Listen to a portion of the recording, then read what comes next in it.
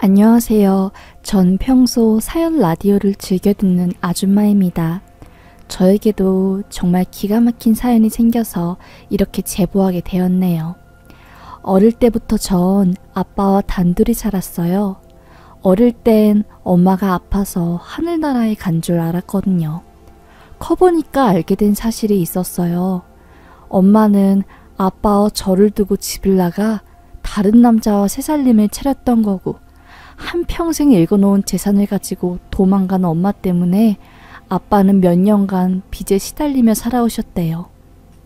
그래서 그런지 아빠는 항상 저에게 죄인 모드였어요. 진아야, 아빠가 미안하다. 아빠 때문에 우리 진아가 매일 고생하고. 아빠 됐어. 나한테 미안하다는 말 하지 마. 아빠 나한테 잘못한 거 하나도 없어. 알겠어? 참 다정한 아빠였지만 어떻게 보면 그게 문제였어요. 저뿐만 아니라 다른 사람에게도 한없이 따뜻하고 다정한 사람이었거든요. 그게 화를 일으킨 거였죠. 엄마 때문에 아빠 명의로 생긴 빚 수억 원을 10여 년간의 청소일로 겨우겨우 갚은 아빠는 고등학교 동창을 통해서 포크레인 자격증을 따셨어요. 지금은 모르겠지만 저희 아빠 시대에는 건설업이 한참 호황시기라서 중장비 자격증 하나만 있어도 먹고 살기 편했거든요. 제가 중학교를 다닐 때쯤에 가정 형편이 조금씩 좋아졌고 저도 급식비에 밀릴 일 없이 한결 편하게 학교를 다니고 있었습니다. 포크레인 일을 열심히 하던 아빠는 주변의 말을 듣고선 작은 사업을 하기 시작했어요. 은행에서 대출을 받아 중장비를 사들이기 시작한 거였죠. 전 그때까지만 해도 저희 집이 부자가 되는 줄 알았어요. 일주일에 한 번씩 아빠 친구들과 회사 사람들이 저희 집에 와서 거하게 외식을 하고 저에게 용돈도 척척 주었으니 말이죠. 진아야, 넌 너희 아빠 딸인 걸 아주 감사하게 여겨라. 너희 아버지가 복이 많아서 그래. 그래, 네 아빠가 주변 사람들한테 참 잘하니 그 복을 딸내미가 다 받을 거야. 저는 쑥스러운 마음에 방 안으로 쏙 들어가 버렸죠. 그런데 몇 개월 뒤였을까요? 누군가 집 철문을 쾅쾅 두들기는 겁니다. 누구세요? 안에 네 아빠 있니? 문 좀 열어봐. 문을 열어 고개를 빼꼼 내민 순간 키가 엄청 큰 어른들이 대문을 확 열어 제끼고는 절 밀치고 집에 들어와서 집안을 쑥대밭으로 만들어 놓았어요. 돈 될 만한 것들은 전부 다 가지고 간 거였죠. 알고 보니 아빠의 착한 심성을 이용한 동업자가 아빠의 뒤통수를 쳐버린 겁니다. 저희 집에 놀러온 아빠의 친구, 회사 사람들 모두 한통속이었고 아빠 명의로 빌린 포크레인과 은행 돈 등등을 전부 들고 도망간 거였습니다. 사람 좋은 아빠였지만 사람을 너무나도 잘 믿었기에 그게 결국 독이 된 거였죠. 그때부터였을 거예요. 제 성격이 굉장히 독립적이고 강해진 게요. 하루아침에 다시 빚쟁이가 되어버린 전 아빠가 미웠습니다. 딱 그 시기가 사춘기였을 거예요. 중학생이었으니 말이죠. 학교에서 친구들과 잘 지내며 하루하루 행복한 삶을 살았던 전 하루아침에 외딴 시골로 전학을 가게 되었고요. 서울에서 온 학생이라며 은근한 따돌림도 당했고 엄마가 없다고 담임 선생님에게 무시도 당했어요. 그때는 촌지 주는 게 당연한 시절이라서 당연히 엄마가 없는 전 담임 선생님에게 촌지를 줄 수도 없었고 교실에서 미움받는 아이가 되어버린 거였죠. 공부도 곧잘했던 저였지만 집안의 빚 때문에 학교조차 다니기 어려운 상황이었어요. 고등학교에 우여곡절 들어간 전 남아있는 악바리 근성으로 전교 1, 2등을 왔다 갔다 하는 아이가 되었습니다. 하루는 공부를 하다가 마음이 너무 서럽더라고요. 아빠는 대체 왜 이렇게 멍청하게 사는 거야? 사람들 좀 믿지 마. 우리가 먼저 아니야? 우리 입에 풀칠하는 게 먼저 아니겠냐고. 당장 빚이 이렇게 많은데 왜 옆집에 혼자 사는 할머니한테 용돈 찔러주고 그러는 거냐고. 아빠와 크게 싸운 전 하루빨리 집안을 벗어나고 싶었던 마음이 가장 컸습니다. 그래서였을까요? 제가 결혼을 일찍 해버린, 너무나도 서둘러버린 것이요. 고등학교 졸업하자마자 서울에 있는 대학을 붙은 전 아빠한테 말했습니다. 이제부터 내 인생 내가 살 거니까 나 등록금만 그것만 좀 도와줘. 알겠어, 진아야. 아빠가 책임지고 등록금 마련해 줄게. 하지만 등록금 납입 날짜 당일까지 결국 돈을 마련하지 못한 아빠 때문에 전 대학 입학을 포기하게 되었습니다. 그날 얼마나 울었는지 몰라요. 내 앞에서 무릎 꿇고 미안하다며 대성통곡하는 아빠. 그 모습이 그때는 너무나 한심해 보였습니다. 전 아빠와 연락을 끊고 무작정 서울로 상경해 한 약국에서 약 조제사로 취업을 하게 되었어요. 그때 고시생이었던 남편을 만나게 된 거였죠. 남편은 명문대를 다니면서 고시를 준비하고 있던 학생이었고 매일 아침 두통약을 사러 왔어요. 머리가 많이 아프신가 봐요. 두통약도 자주 먹으면 내성 생기는데. 시험이 얼마 남지 않아서 그런가? 머리가 자주 아프네요. 가벼운 말로 시작한 저희의 인연은 연인으로 발전하게 되었습니다. 혼자서 시험 준비를 하고 있던 남편과 서울의 홀로 상경에 아등바등 살고 있던 전, 서로의 외로움을 보듬어주는 존재가 된 것이었죠. 남편 군대도 다 기다리고 고시 뒷바라지도 하고 결국 회계사 시험을 준비하던 남편은 세무사로 업종을 바꿔 다시 한번 시험을 보게 되었고 합격한 그해 저와 결혼을 하게 되었습니다. 결혼을 약속하게 되면서 아빠와 다시 연락도 하게 되었어요. 진아야, 아무리 그래도 장인어른한테 연락 먼저 드리고 혼인신고하는 게 맞는 것 같아. 장인어른도 다 사정이 있었을 거야. 여전히 아빠가 원망스러운데. 남편은 저 대신 아빠와 저와의 사이를 좋게 만들기 위해 몇 번이고 강원도에 내려가 사위 노릇을 했습니다. 다리가 아픈 아빠를 위해 관절에 좋다는 약재를 바리바리 싸들고 갔죠. 아빠는 사위를 마음에 쏙 들어 했어요. 가방끈이 짧은 저와 아빠와는 달리 남편은 좋은 대학을 나와 전문직 시험에 합격한 지성인이었으니까요. 동네에서도 유명했습니다. 그거 알아? 진아가 서울 가서 아주 야무진 남자를 꼭 물고 왔더라고. 그래? 뭐하는 사내인데? 뭐 전문직인가 봐. 키도 크고 훤칠하고. 무엇보다 아주 장인어른한테 지극정성으로 잘하더라고. 그 지난해 아빠 명의 앞으로 세금 체납된 거랑 압류된 것도 장부 정리 싹 다 해주고 엄청 똑똑한가 봐. 시골은 금방 소문이 퍼져나가잖아요. 남편에 대한 이야기도 삽시간에 퍼져나갔고 그야말로 제 남편은 칭찬일색 그 자체였어요. 저도 남편 덕분에 소원해진 아빠와의 사이도 다시 좋아지게 되었고요. 아빠는 있는 돈 없는 돈 끌어모아 저와 남편의 결혼식 비용을 마련해 주었습니다.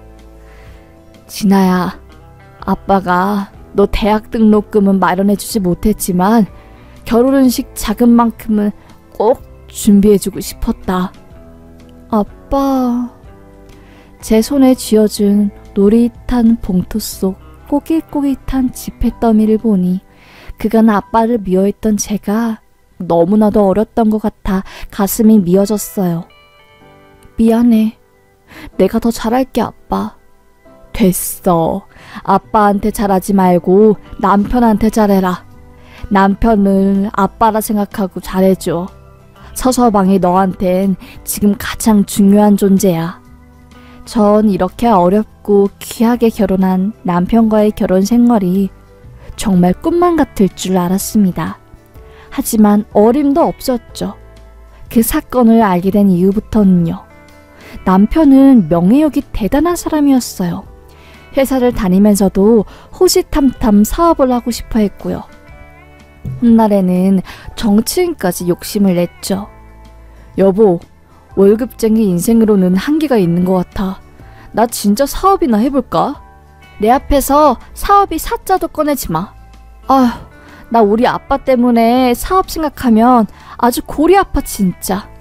남편은 제가 아빠의 사업 실패로 인한 마음고생을 심하게 한 걸 알고 있었기에 더 이상 제 앞에서 사업 이야기를 하지는 않았어요. 그런데 어느 날부터 주말마다 남편이 아빠가 있는 강원도에 내려가기 시작했어요. 피곤한데 아빠 있는 곳까지 가서 뭐하게? 장인어른 혼자 계시고 적적할 텐데 나라도 찾아가봐야지. 그래도 주말은 좀 쉬어. 강원도 한번 갔다 오면 주말 통째로 날리는 거잖아. 괜찮아. 전 이때까지만 해도 장인어른을 지극하게 아끼는 사위인 줄 알았습니다. 평일날이었어요. 오후 11시가 됐는데도 남편이 출근을 하지 않는 겁니다. 어찌 된 일이냐고, 지금 출근 시간 훌쩍 넘지 않았냐고 물어도 돌아오는 답은 출근 안 해도 괜찮으니 신경 쓰지 말라는 말뿐이었죠. 그때 직감적으로 쎄한 느낌이 들었죠. 전 몰래 출근하는 남편의 뒤를 밟았어요. 평소라면 지하철을 타고 여의도를 가야 하는데 택시를 타더라고요. 첫날은 미행에 실패했습니다. 다음날 전 또다시 조심조심 남편의 뒤를 밟았어요. 미리 부른 콜택시를 타고 남편을 뒤따라가 보았습니다. 남편이 내린 곳은 여의도가 아니라 구로의 한 단지 아니었어요. 택시에서 내린 남편은 한 젊은 여자와 만나서 상가 건물 안으로 들어가더라고요. 전 순간 별의 별 생각이 다 들었습니다. 출근하는 척하면서 나 몰래 젊은 여자 만나 바람 피는 거야? 진짜 미쳤구나. 미쳤어. 지금이야 간통죄가 없었지만 그때만 해도 간통죄가 있었기 때문에 전 두 년놈들 모두 간통죄로 집어넣을 작정으로 뒤를 밟았습니다. 남편과 수상한 여자가 들어간 상가문을 발로 차고 들어갔어요. 그런데 웬걸? 너무나도 애떼어 보이는 여자가 눈을 동그랗게 뜨고 서류를 만지작거리다가 저를 쳐다보는 겁니다. 누구시죠? 저도 당황해서 아무 말이 안 나오더군요. 그때 안쪽에서 나온 남편이 제 얼굴을 보고 깜짝 놀라 자빠질 뻔했어요. 아니, 당신 뭐 여기 어떻게 온 거야? 내가 묻고 싶은 말이야. 당신이야말로 왜 출근 안 하고 이상한 상가 안에서 이러고 있는 거야? 나 몰래 뭐 하는 거 있어? 대체 어떻게 된 거야? 남편은 자초지종을 전부 다 설명해주겠다며 저를 소파에 앉혔습니다. 너무 화가 나서 흥분한 전 숨도 제대로 못 쉴 정도였어요. 앳된 여자가 종이컵에 따뜻한 녹차를 타와서 저에게 한 잔 건넸고 겨우 숨을 고른 전 남편의 말을 들어보기 시작했습니다. 그게 아니라 사실은 내가 아버님이랑 알고 보니 남편이 그동안 강원도에 내려간 이유가 바로 아빠와 사업을 저 몰래 준비하고 있었던 겁니다. 남편도 그렇고 아빠도 그렇고 사업에 대한 미련을 버리지 못했던 거였어요. 제가 알면 노발대발할 게 뻔하니 저에겐 철저하게 비밀로 하고 사업이 안정화될 때까지만 몰래 진행하고자 한 거였습니다. 불륜 관계인 줄 알았던 그 여자 직원도 알고 보니 고졸 출신 경리였던 거였죠. 구로에 저렴한 상가를 빌려 사업을 시작한 거였어요. 그래서 남편 놈이 아침에 늦게 일어나도 괜찮다고 한 거였고요. 장인어른한테 인사드리러 간다는 핑계로 사업 구상을 하러 간 거였답니다. 그래서요, 이제 어떻게 할 건데? 어쩌자고 나한테 상의도 없이 회사 퇴직하고 아빠랑 사업을 해? 화가 난 전 일주일 동안 아빠와 남편과 말도 섞지 않았어요. 중간에서 어린 경리만 눈치를 볼 뿐이었죠. 경기도 좋지 않을 때라서 사업은 점점 힘들어져 갔습니다. 힘들게 모은 전세자금도 빼서 남편의 사업에 보탰고요. 아빠도 강원도에서 서울로 상경해 작은 방을 얻어가며 사업에 매진했습니다. 남편은 맨날 새벽 1시 넘어서 집에 들어오기 일쑤였어요. 아휴, 이건 또 무슨 술 냄새야. 도대체 어디서 이렇게 술을 마시고 들어와서 깽판을 치는 거야, 정말. 원래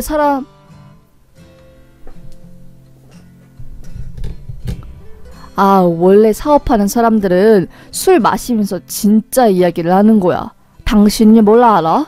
내가 얼마나 밖에서 개고생하는지 말이야. 밖에서 뒤어 터지고 안에서도 뒤어 터지는 내 서러운 인생을 아냐고. 그러게 누가 사업하래? 이래서 내가 사업하지 말라는 거야. 남편과의 사이는 이혼 직전까지 치달았습니다. 그 와중에 제가 기대할 곳은 어처구니 없게도 저와 나이가 10살 이상이나 차이 나는 어린 경리였어요. 지수씨는 절대로 사업하는 남자 만나지 마. 알겠지? 이상하게 그 경리 앞에서는 있는 이야기, 없는 이야기 전부 다 하게 되더라고요. 어릴 때 집안이 망한 이야기부터 시작해서 남편과 결혼한 스토리까지 전부요. 그 경리는 어린 나이였지만 사리 판단이 빠르고 순하게 생긴 얼굴과는 다르게 아주 야무지고 똑똑했어요. 혼자서 3인분 역할을 하는 그런 존재였고요. 사모님, 너무 신경 쓰지 마세요. 걱정한다고 달라지는 건 없어요. 그리고 사장님이랑 대표님이 열심히 일하시고 계시니까 분명히 좋은 날 올 거예요. 그 경리의 말 따라 시간이 지나니 조금씩 사업 상황이 좋아지기 시작했어요. 사람 좋기로 유명한 아빠 덕분이었죠. 아빠가 그간 살아오면서 주변 사람들에게 많이 베푼 탓에 그분들이 저희 사업체 거래처가 되어주시기로 한 겁니다. 일 야무지게 잘하기로 업계에서 소문이 나다 보니 거래처가 한두 개씩 점점 더 쌓이기 시작했고요. 구로 상가에서 시작한 사업이 이제는 종로 50평짜리 번듯한 사무실로 옮길 정도였습니다. 상가에서 사무실로 이사를 가려고 하다 보니 걸리는 게 명의였어요. 처음에는 남편이 회사를 다니고 있어서 개인사업자 명의를 아빠 명의로 했었는데 사업이 점점 커지다 보니까 아빠의 신용등급이 사업하는 데 큰 걸림돌이 되더라고요. 파산 신청을 하고 세금 미납 경력 때문에 은행에서는 대출이 안 되고 신용등급도 낮아서 어딜 가던 환영받기 힘들었어요. 여보, 아무래도 사업자 명의를 바꿔야 할 것 같아. 어차피 내가 세금 관리 다 하고 서류적 일도 내 담당이니까 내 명의로 하는 게 편하겠어. 그래? 그럼 아빠한테 물어보고 그렇게 해. 전 사업에 대해서 잘 모르니까 명의 변경하는 게 그렇게 중요한 일인지 몰랐습니다. 경리가 슬쩍 와서 저한테 그러더라고요. 사모님, 그래도 명의는 공동명의로 하는 게 낫지 않겠어요? 아니면 동업자로 이름 올려서 하던가. 나중에 복잡한 일 생기면 어쩌려고 그러세요? 설마 그러겠어? 전 경리의 말을 대수롭지 않게 넘어갔고 그게 큰 화를 불러일으켰네요. 사업도 잘 되기 시작하고 벌어오는 돈이 점점 많아지니 남편의 배짱이 커지기 시작했어요. 조금 무리해서 사업을 더 확장하고 은행에서 큰 돈도 빌리고 문어발식으로 일을 해나가기 시작했지요. 아빠의 친구들도 저에게 우려를 표하기 시작했어요. 네 아빠는 착해서 잘 모르니 너가 남편한테 잘 좀 말해봐. 우리가 보기엔 저렇게 문어발식 확장은 좋지 않아 보인다. 현금 유동 자금이 있어야 만일의 사태도 대비할 수 있는데. 바깥 사람이 알아서 잘하겠죠. 전문직 자격증도 있고 회계 분야엔 빠삭하니까 이 사람이 돈 관리는 잘할 거예요. 사정을 잘 모르는 사람들이 보기에는 저희 가족들이 대단해 보였나 봅니다. 오랜만에 내려간 강원도에선 이미 동네에 소문이 쫙 퍼졌더라고요. 남편 잘 만난 딸내미 덕분에 사업으로 망한 장인이 사업으로 다시 일어났다면서요. 돈 많이 벌었겠다며 부럽다고 제 등짝을 한 대씩 치고 가는 아주머니들에게 말씀드리고 싶었습니다. 아휴, 빚 좋은 개살구예요. 아직 전세자금 회수도 못했는걸요? 겁만 번지르르 하죠 뭐. 하지만 꾹 참았습니다. 아빠 체면을 봐서라도요. 아빠도 그렇고 저도 그렇고 대학까지 나온 전문직 남편을 은근하게 무한하게 믿는 게 있었어요. 무리하게 사업이 커지는 상황이긴 하지만 잘 될 거라는 믿음도 있었고요. 그런데 그러던 도중 뜻밖의 사실을 알게 되었습니다. 사업 초창기 멤버인 경리 지수씨가 퇴사를 했다는 사실을요. 여보, 지수씨 회사 왜 나간 거야? 지수씨야말로 개국공신 아니야? 나한테 말 하나 없이 회사 나가버렸네, 섭섭하게. 몰라 나도. 어느 날부터 그냥 회사를 안 나오던데? 원래 근무 태만에 당신이 생각한 것보다 일을 대충대충 하는 그런 여자였으니 뭐. 잘 됐어. 신경 쓰지 마. 세상에 일 잘하는 사람 많으니 새로운 사람 뽑으면 돼. 지수씨가 일을 대충 했다고? 그럴 리가 없는데. 무슨 일이 있는 거 아니야? 전 지수씨의 개인 번호로 전화를 걸어보았습니다. 신호음은 얼마 가지 않아 끊겼어요. 제 번호까지 차단한 듯 보였습니다. 그래도 회사 어려울 때 심적으로 많이 의지했던 경리인데 아쉽네. 뭐가 문제였던 거지? 개인적으로 안 좋은 일이라도 생긴 건가? 며칠간 찝찝한 마음은 계속되었습니다. 꿈에도 문득 나올 정도였어요. 결국 전 다시 남편에게 물어보았어요. 여보, 지수씨 정말 회사 나갔어? 그건 왜 자꾸 물어보는 거야, 저번부터. 그냥 나갔다니까. 아니, 그 성실한 사람이 회사를 말도 없이 나갔다는 게 이상하니까 그렇지. 한숨을 푹 쉰 남편이 저에게 비밀을 털어놓는 겁니다. 알고 보니 지수씨가 사내에서 남자를 불러 잠자리를 하다가 남편에게 딱 걸린 거였답니다. 남편이 사무실에 차키를 두고 와서 나갔다가 다시 들어온 순간 지수씨가 외간 남자와 그 짓을 하고 있는 걸 본 순간부터 지수씨의 근무 태만이 시작되었대요. 몇 번이나 경고를 줬지만 결국 회사를 나갔더라는 겁니다. 아휴, 사람 그렇게 안 봤는데 어떻게 그럴 수가 있냐. 믿을 사람 없다고 하더니 지수씨까지 그러네. 참 세상 무섭다. 그 뒤로 한 달 정도 지났을까요? 비가 미친 듯이 내리는 저녁 8시쯤 모르는 번호로 저에게 문자가 온 겁니다. 사모님, 지금 빨리 회사에 가보세요. 전 바로 그 번호로 전화를 걸었어요. 하지만 받지 않더군요. 그때 다시 온 문자. 지금 회사에 안 가시면 평생 후회하실 겁니다. 누구한테 온지도 모르는 그 문자를 받고 전 찝찝한 마음에 택시에 몸을 싣고 남편의 회사로 향했습니다. 불이 다 꺼진 회사 안으로 문을 열고 들어가 보려고 하니 한 여자의 실루엣이 보이더라고요. 가까이 가서 얼굴을 쓱 보니 글쎄 몇 달 전 퇴사를 한 경리였던 겁니다. 지수씨, 여긴 어떻게 온 거야? 사모님, 쉿! 지수씨의 손짓을 향해 눈을 돌린 순간 전 믿지 못할 광경을 보고야 말았습니다. 회사 안에서 남편놈이 한 여자랑 바람을 피고 있는 모습을 보고만 거예요. 드라마에서나 봤지 진짜 내 남편이 바람을 피는 장면을 내 두 눈으로 보게 될 거라고는 상상도 하지 못했죠. 지수씨는 제 손을 잡고 말하더라고요. 사모님, 지금부터 마음 굳게 먹으세요.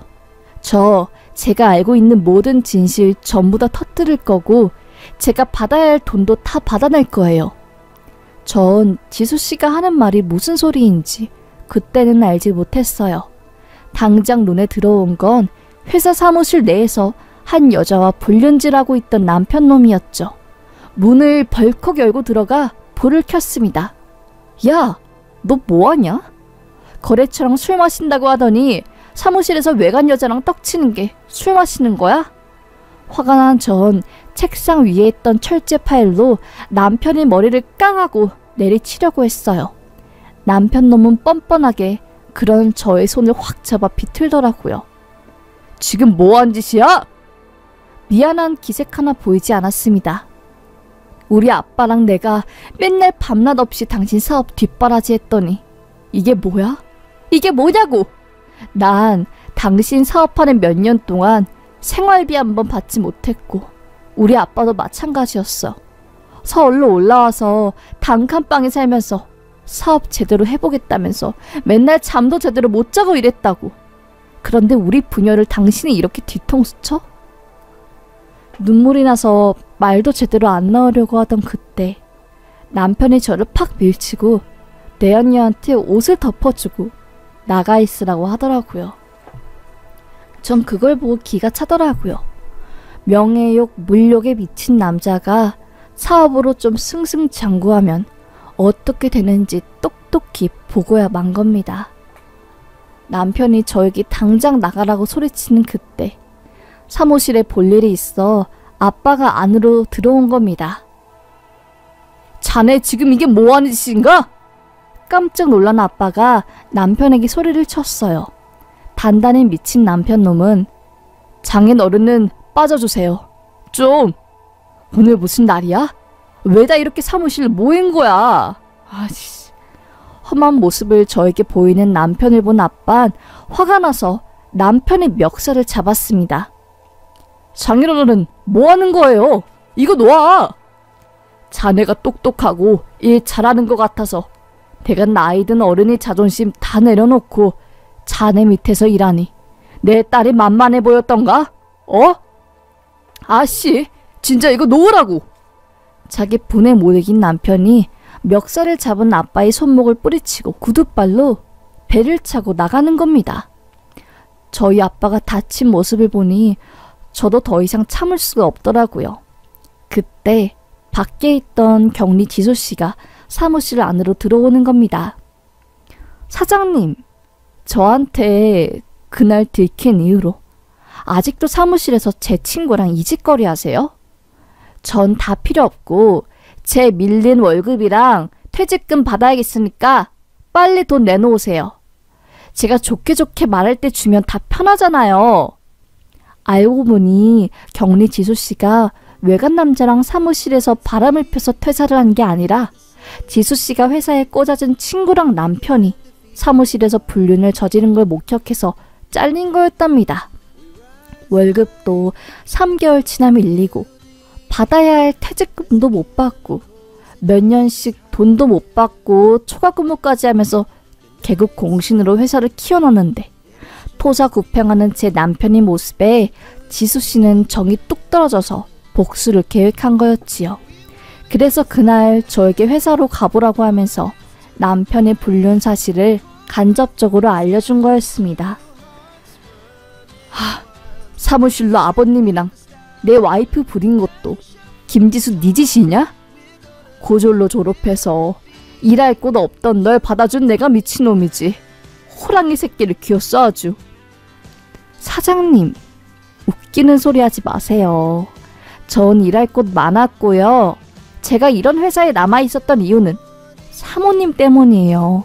엄마처럼 따뜻하고 인정 넘치는 사모님이 안타까워서 제가 여기 끝까지 남아서 사장님 도운 거라고요. 그때 경리가 저한테 서류뭉치를 건네더라고요. 사모님, 사장님이랑 그냥 이혼하세요. 그리고 제가 여기서 6년 넘게 일하면서 모은 회사 내부 회계 자료거든요. 이혼 소송하면서 재산 분할도 할 텐데 이거 가지고 계시면 유리할 거예요. 그 서류 뭉치는 다름이 아니라 남편이 회사 돈을 지금까지 몰래 뒷돈 처리한 자료들이었던 겁니다.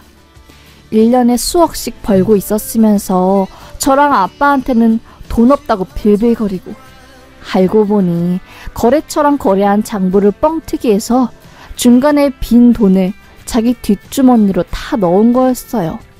아빠는 아무것도 모르고 그저 가방끈 긴 사위의 괴팍한 성격을 다 맞춰주면서 성공할 날만을 목 빠지게 기다린 거였고요. 저도 그저 바보처럼 대학 나온 남편의 말만 철석같이 믿고 있었던 거였습니다. 경리 지수씨에게 너무나도 미안해졌어요. 단단히 제가 오해를 하고 있었던 거였죠. 저보다도 야무지고 사리 판단이 빠른 지수씨는 진작에 모든 자료를 수집하고 있었던 겁니다. 남편이 지수씨에게 회계장부를 좀 손봐달라고 할 때부터 쎄한 느낌을 느껴서 원본 자료를 전부 다 복사하고 가지고 있었대요.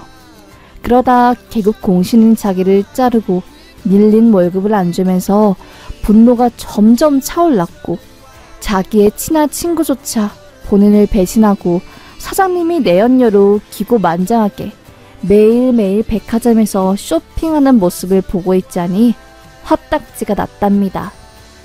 그래서 저에게 문자를 한 거였고요. 전 그날로 아빠와 함께 바로 이혼 변호사 사무실에 찾아가서 이혼 소송을 준비했습니다. 상간녀 소송도 함께 진행했고요.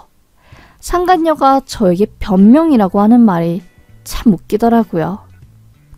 전 사장님이 결혼 생활 중이신지 몰랐어요. 사업 때문에 별거하고 있고 실질적인 이용 상태라고 해서 그래서 전 사장님이랑 만남을 시작한 거였어요. 뻔뻔하게 변명을 했지만 전 콧방귀를 꼈습니다. 네 친구가 안 말해주디? 네 사장 마누라 떡하니 있다고. 그리고 아내랑 이혼을 했는데 왜 장인 어른이랑 동업을 하니? 어디서 머리에 피도 안 마른 게 말도 안 되는 거짓말을 하고 있어. 바락 소리를 지르고 한껏 상간녀를 째려보고 나왔네요. 간 큰 상간녀는 아니었나 봐요. 제가 소리를 지르니까 주저앉아서 엉엉 우는 모습을 보니까요. 이혼까지 시간은 그리 오래 걸리지 않았습니다. 8개월 좀 안 되어서 이혼을 했던 것 같아요. 다만 상간녀 소송은 이혼보다는 조금 더 걸린 것 같고요. 상간녀한테 위자료로 2천만 원 조금 안 되게 받아내고 남편한테 재산분할 청구도 했는데 그건 소송이 좀 복잡하더라고요. 다행히 제가 남편의 사업에 뒷바라지한 게 인정되어서 재산분할 또한 적지 않게 받아낼 수 있었어요. 하지만 딱 하나 분에 차는 건 바로 남편의 사업이었죠.